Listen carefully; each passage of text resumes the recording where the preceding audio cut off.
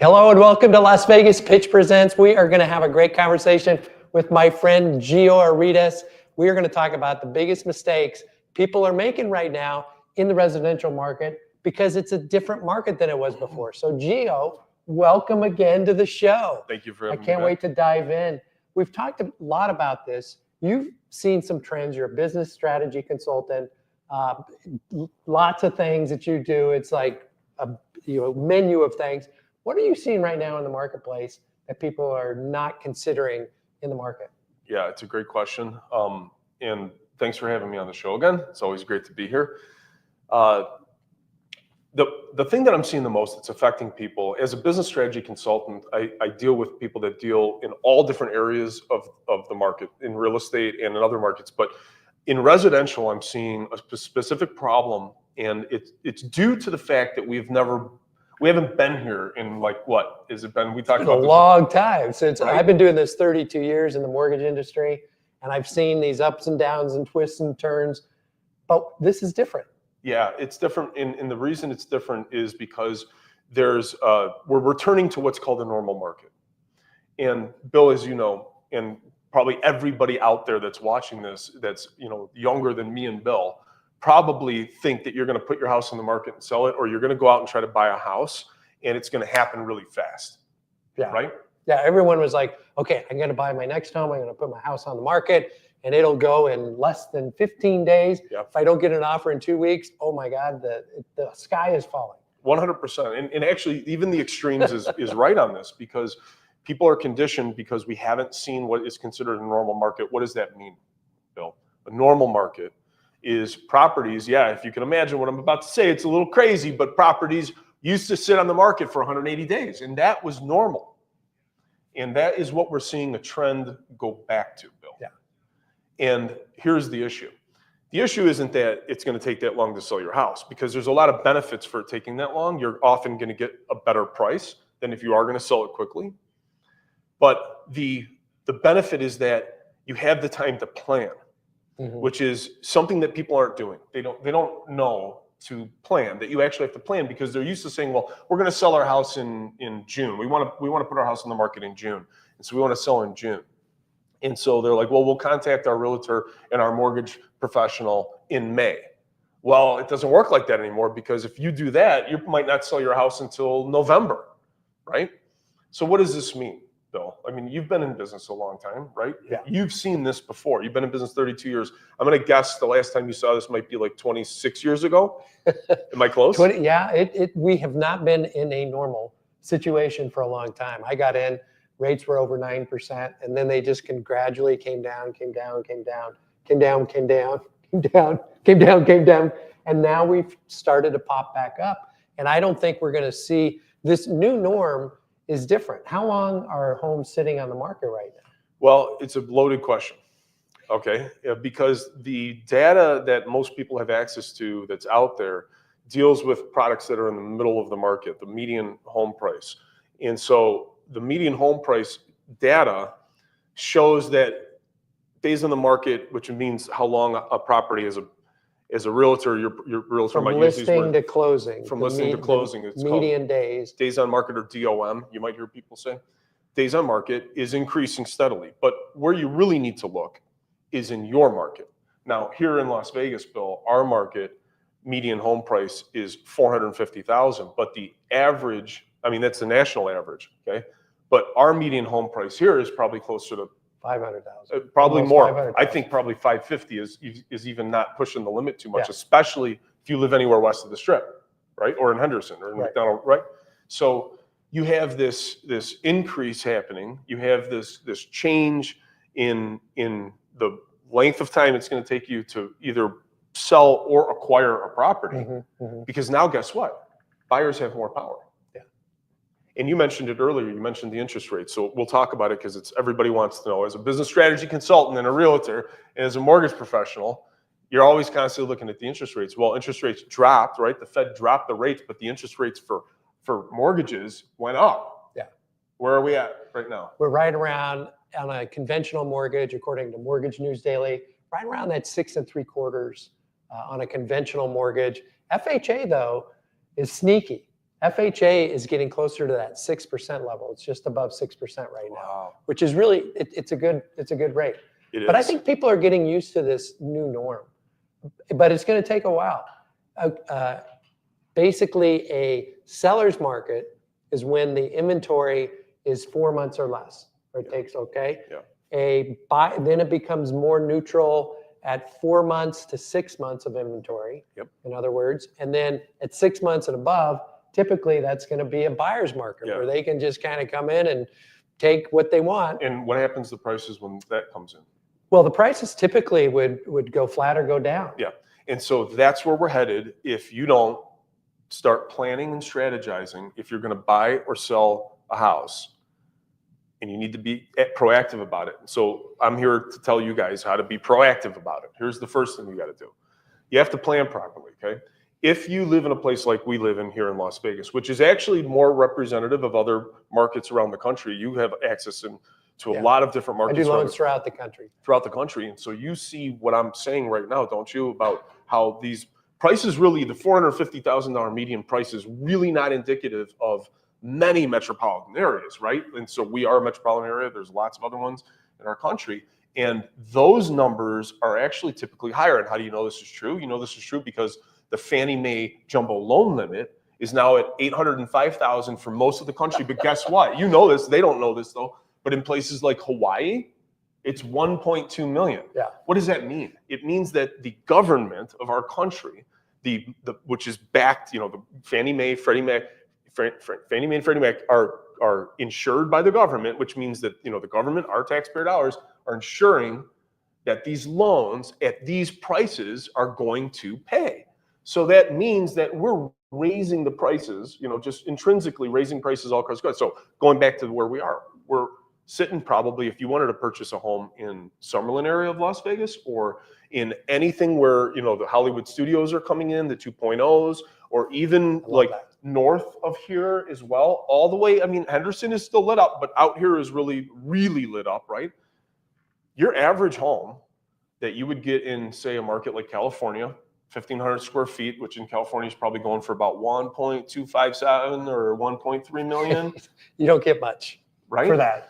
You got people coming here, selling that 1,500 square foot house, taking that, $1.5 million or maybe $1 million after they pay off, the $300,000 left on their mortgage because they've had it for so long. They're coming here and they're happy to pay $800,000 for 2,500 square feet. Yes. Okay.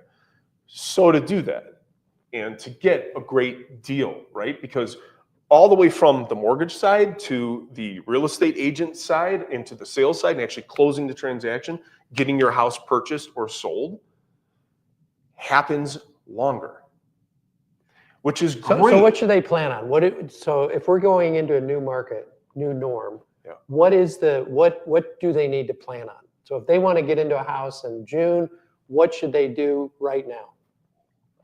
So from the buy side, you are going to be in a position that you haven't been in probably 26 years, which is you're going to have a lot more control in this transaction.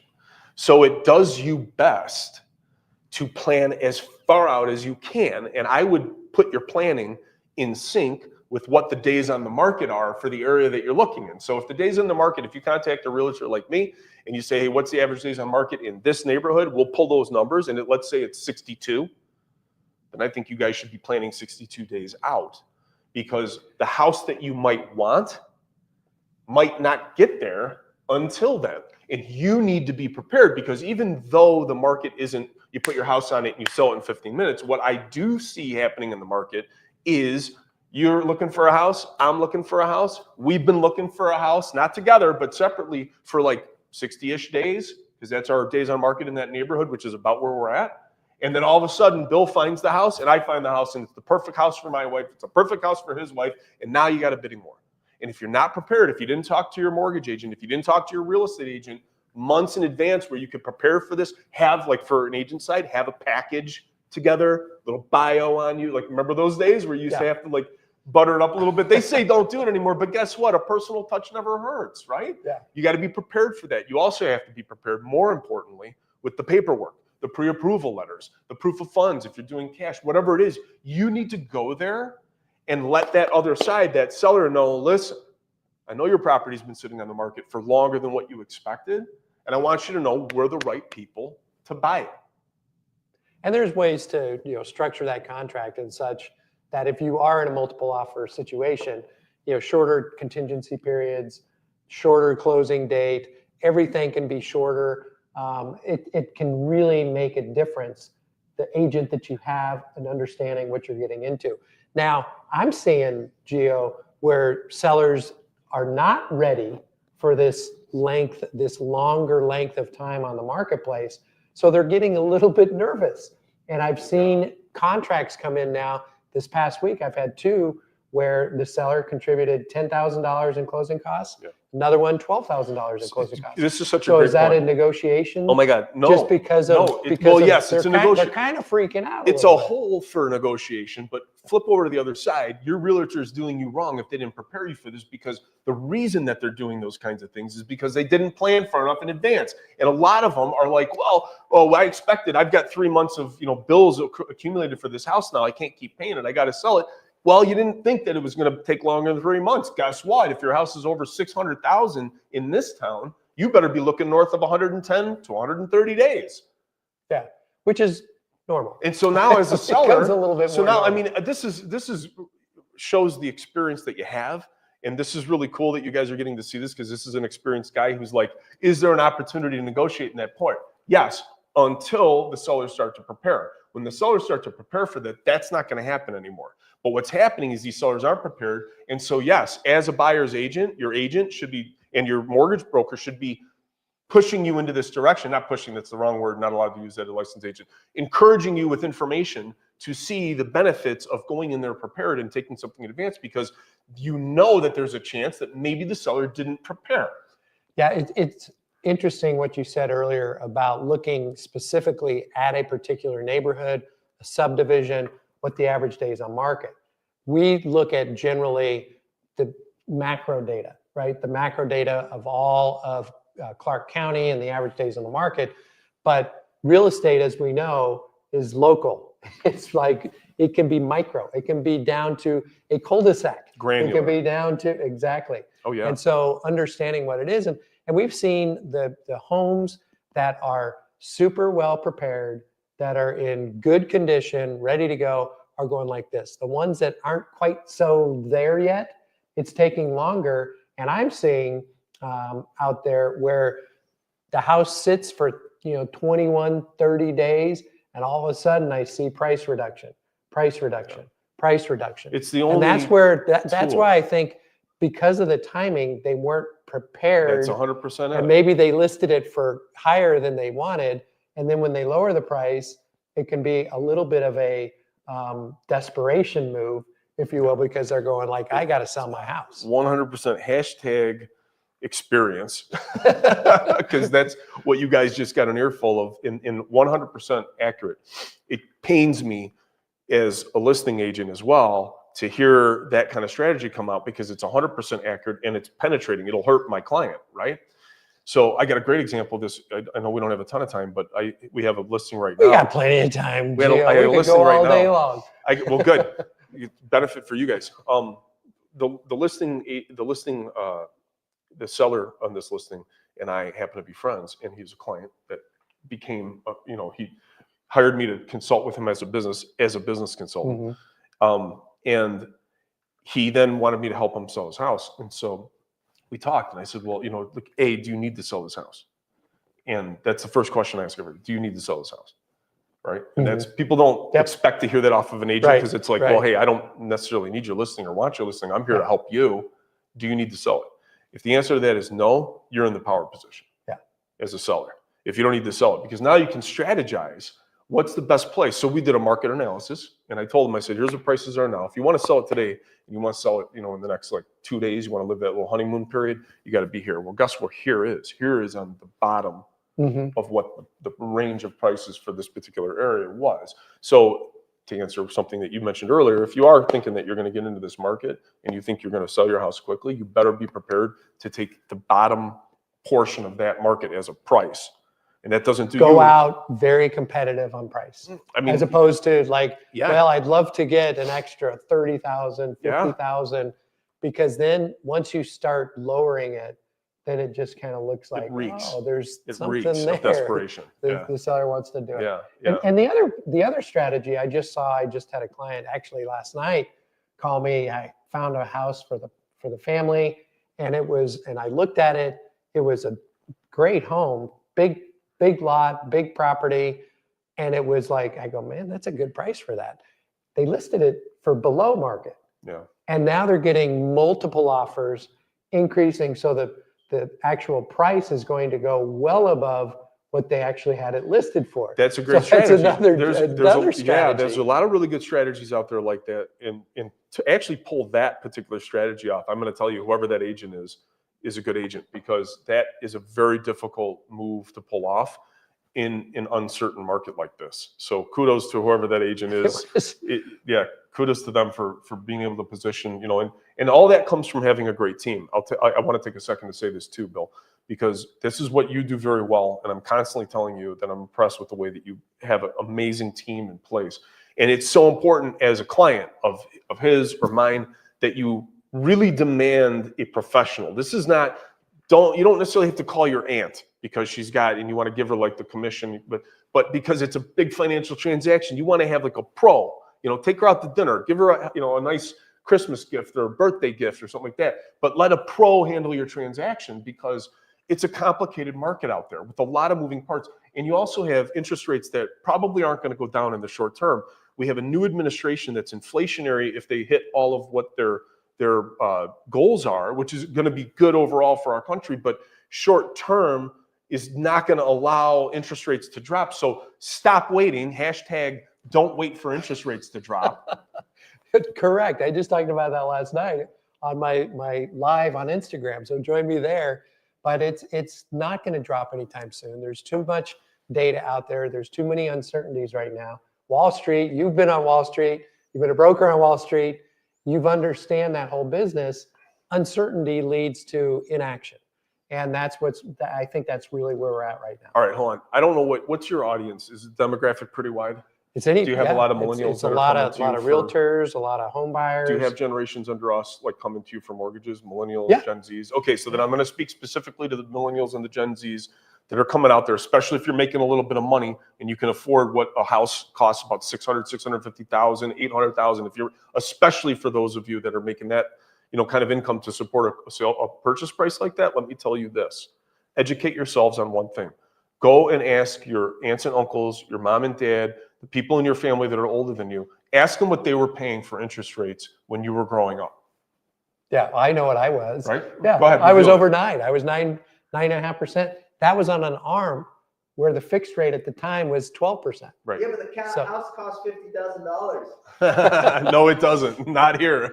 Back in the day. Back in the day, Back in the yeah. day. But it doesn't matter because inflation creates that balance. That's what inflation is. It creates the equality of the money. It doesn't matter what it costs back then and there. It's what you paid for it. Yeah. Do you It's think values are going to continue to go up? Yes. Do you think they're going to go down? No, What do you think? 100% they're going up. The price. Do not expect interest rates or prices to go down.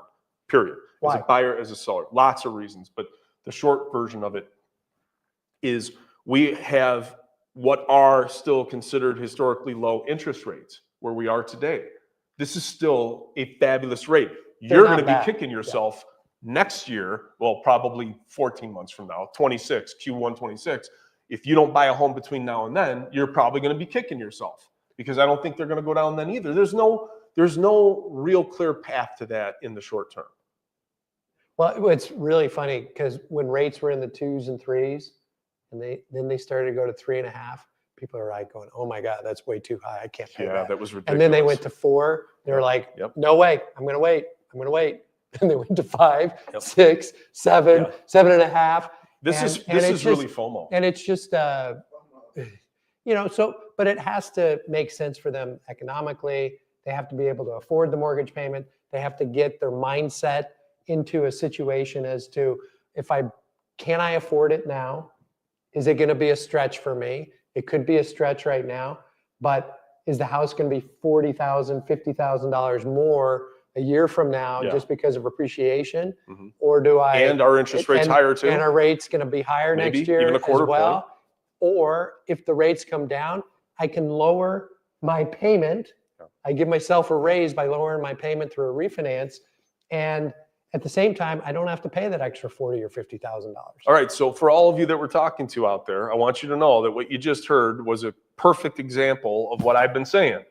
This is why you want to start to plan and start to strategize early in the process so that you can give your professionals the time that they need to come up with what your real perfect scenario is. And if you do that, condition that and balance it with what we talked about a little bit earlier about how there are some holes in the market, especially now where you've got some really good negotiation points as a buyer, you're really going to position yourself to make money on the property long term because you're going to really have bought it well, and buying it is where you make the money on any investment. Yeah.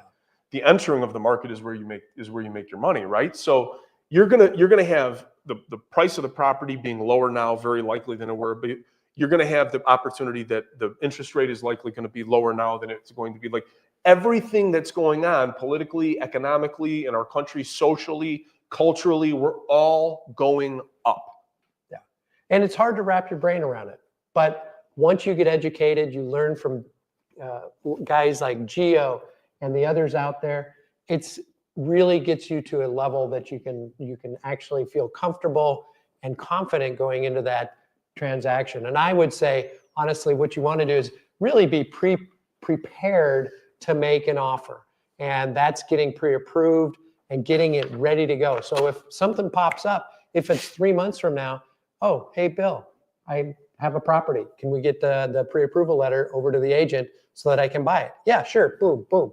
Right? So it's just getting prepared, understanding where you're at. And a lot of people, there's a lot of people, 2025, a lot of people are jumping into this market right now. Let me jump in real quick because he's so right. You're so right on this because as a listing agent, I happen to have a bunch of listings.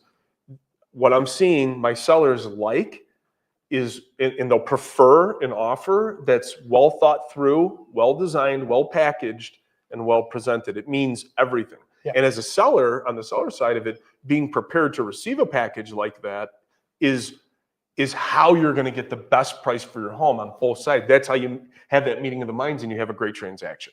And then having a great agent that has a lender that also will call up and say, these clients are gold. You're ready to go. They're excited about the house. And then that makes a big difference too in terms of getting an offer accepted. Bill, as a mortgage professional, me as a business consultant, let me, I think, I don't know if your audience knows, I'm not just some guy that he knows. You know what I'm saying? And Bill's not just some guy I know where, oh, he had a podcast and he's, oh, hey, you're a professional. I think they have you on. No, we've done a lot of transactions together. We have a lot of history together. So when you hear us talking, it's synergistically, we've done deals that have experienced the things that we're talking about here. And this is really where the value comes in to putting a team together that knows what they're doing. And that really is the point of me coming on today, is to share with the audience that when you have a gift as a buyer. It's not a bad thing that the housing market for you, it's becoming better for you. You have more choice in the market. The houses are going to sit longer, which means the inventory is going to intrinsically rise. You're going to have more choices. Like, it's a great time to be a buyer right now. And if you 100%. Yeah, and if you have a horizon, either as a buyer or as a seller, prepare that you might have up to 180 days over the course of the next, probably till, I think, and I would love to hear if you agree with Q1 2026, where maybe stuff starts to change. I don't know what you think. Yeah, I think it'll be late 2025. Late 2025 would be great. Yeah. I'm just being maybe a little more conservative, but it makes sense though, because the new administration coming in, it's going to take a while for them to get their feet basically planted and really understand where the market's going, better or worse. But I think it'll be better. Honestly. Well, I do too. And you know what? Before we pass that topic, if you don't mind, I took some notes because I couldn't remember everything. Yes. I get asked a lot of these questions. It could be valuable for the audience if I went through a couple of the questions I get asked the most recently. The top one is, what Trump's policies are going to have on the housing markets. I think that's a great one. Let's see what you got. This is not here. my opinion. Okay, I'm not Yeah. giving any opinion here. I'm going to give some facts, and then you guys can make your own Okay. decision off these facts. All right, but I think that they could have mixed effects on the housing market depending on how things go. So you really got to be paying attention over the course of the next probably 6 to 8 quarters, which is about 2 years, right? Yep. Really pay attention to not only what gets initiated, but does it follow through? Does it have success? Because all these little things, deregulation is one of them. Okay, Trump aims to reduce regulations and permit requirements, which potentially could lower construction costs by up to 24% for single-family homes and about 41% for multifamily homes, which is congruent with what we're seeing in the rental market. Okay, we're going to start seeing more inventory on that. So finally, after 15 years, Yes. rent prices might actually level out. They're coming down. You might, yeah. Well, I don't know Which if I'm will going to help say inflation. coming down. Well, I don't know if they're coming down. They're not. It's not. They steep. might be. They might be. Yeah. I don't know. They could. If you have too many rental properties. And I hope But they you don't do. want to be in a. Well, I hope that's what I'm saying. I hope they get to a point where people will realize that it actually is not only economically smarter, but just from a living perspective, much smarter to own a home. Well, from a business perspective, I really believe this deregulation is necessary. Yeah. I think there's too many layers that go through, and it's just added cost. It's added attorney expenses. It's added, financial expenses. I had a Yes. friend. He's been in this process 3 years trying to get a property rezoned. 3 years. Yeah. And a ton of And permitting fees. they need housing in the market that he's in. And probably an additional 8 to 12%, because I'm doing one right now that's experiencing this, in permit fees. Oh, it's huge. This is just money Yeah. that's literally thrown away So just I to hope record a that piece I of hope paper. they can make It's some going to headway take time. because It's going to take time, right? supply and demand housing, they need to build more homes. There's just not enough homes on the market for the Yes. population. And that's what this deregulation will point to. It'll give contractors the ability to build homes at a better price, which will then get passed on to the consumer. So this is all good for our market, all great for underlying market value as well, meaning the intrinsic value of your house where you bought it, very likely. We're on a path. I'm not saying it's going to happen. I can't see the future, but very likely it'll be higher tomorrow than it will be today. Yeah, I hope Okay. this works. I do. Okay, there's another one, federal land development, okay? He plans to open federal lands for housing construction, which also could benefit, listen to this, Western states like Nevada. We have a ton of government land here. It's one of our biggest assets as to why the intrinsic value of Nevada's real estate is not going down. Yeah. It's the overnight, in the financial markets, we call it the overnight committed money. That's the money that is invested in the physical land, right? It's our government's money. Anyways, it's going to potentially increase the supply, which is what you just said. And guess what's going to happen in this market? Most of that land gets released, and it gets released up in like mountainous areas. Well, it also happens to get generally released in the area where the Hollywood studios are coming in. And that whole 2.0 side of the mountain does look a lot like Beverly Hills. And you've already seen it. I've already seen it. They're building really like Beverly Hills style homes up the side of the mountain, Malibu style homes up the side of the mountain over there. And then the other side of where they release is up in the Northwest. And those are all going to be affordable housing projects. So our town is going to intrinsically grow. This is all good stuff, but it's going to take time. Also, immigration policies. There might be proposed mass deportations. It's getting tagged on Trump, hashtag Trump. It's getting tagged on him as something like he's forcing to do. But the reality of it is that the administration that we're currently in, it's their policies that force this to happen. So I don't know what he's going to do here. I don't truly believe that he's going to send the dreamers home. I don't think he has that on his I don't think anyone ballot. knows quite yet. And what it that's the thing is that But they're nobody talking, knows. They're right? definitely talking tough, and Yes. they're trying to figure out that it shouldn't be the way it was. Is basically what they're saying. 100%. And you and I know that the goal of it is always to create the environment where everybody can participate, because that's what makes this country great. And I think that's where it's all going, no matter how the chips fall. But what it could do potentially, in the event that something did trigger, is it could potentially increase labor costs because the labor would be Less labor removed from the force. market. Yep. And the other thing that's important for everybody to know that I get asked off are the tariffs. The proposed That's tariffs a big thing. of 10 to 20% on imports and 60 to 100% on Chinese goods. And I don't know if you guys heard this, but the BRICS, what he said, the BRICS this week, he said, if you even think about creating a currency that takes the American dollar away, plan on never selling in America again. I mean, it's extreme, right? He's a New Yorker, but basically saying, listen, it's going to be hard. 100% tariffs, maybe more, right?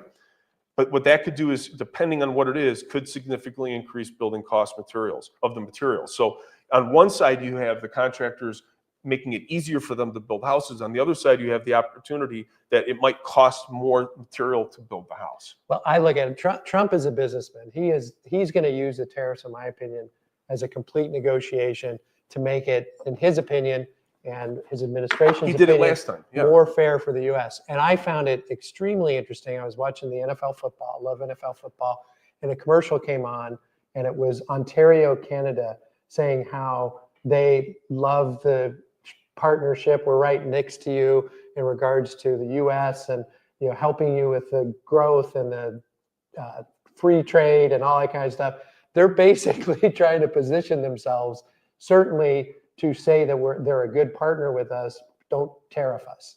But it was unbelievable. I hope that this is how it all happens, I have right? never seen a commercial Corporate America is like that switching. They're from really, another country, basically promoting how good a partner they are with us. Yeah. It was really interesting. I think you're going to see a lot more of that too. You're seeing it already in the corporate environment. You're seeing companies that are switching their messages. They're trying to get on board. And that's great. It shows the unity of our country. It shows that everybody's getting together and we're trying to go in the right direction together. You have support from corporate America that is influencing us through their advertisements on things like NFL football. And it's all good.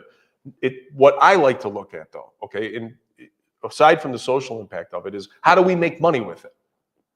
And so that's where these comments come from. And as a buyer, whether you like it or not, whether your argument with your partner is this is our forever home, we're going to do whatever we need to, we're going to live here, we're going to spend our lives here, which is yes, 100%.